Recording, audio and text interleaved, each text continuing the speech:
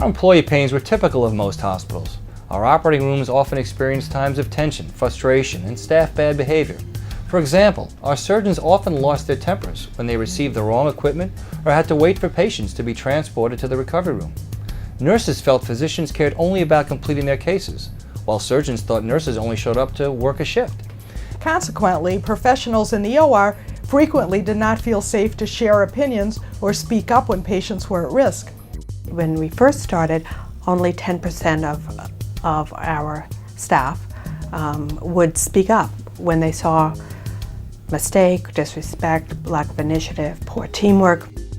We began training in January of 2006 and started with 250 doctors, nurses, and staff from the surgical teams. We train about 20 people a month. We've trained about 1,000 people in the last few years. The results have been substantial. Judging from both formal measurement and observation, we're confident that we're on our way towards creating the tipping point for transforming the culture of the hospital. What's really exciting is that we've seen a 54% improvement in the perception that leaders handle disrespectful behavior effectively, and a 39% improvement in the willingness of people to speak up when they see someone violate the code of mutual respect. And these changes have an impact on team communication and, most importantly, patient safety.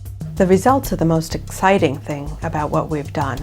Not only have we continued to improve employee satisfaction, but over the last year we've seen a cultural shift happen.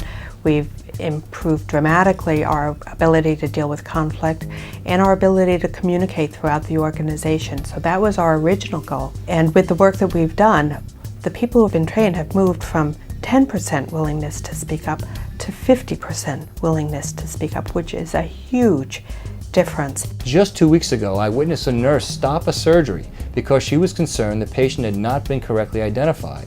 And I recall a doctor announcing to everyone during a training course that he realized he had been part of the problem. That confession just really blew people away. And that's exactly why we are doing this training. So moments like that happen every day in our hospital.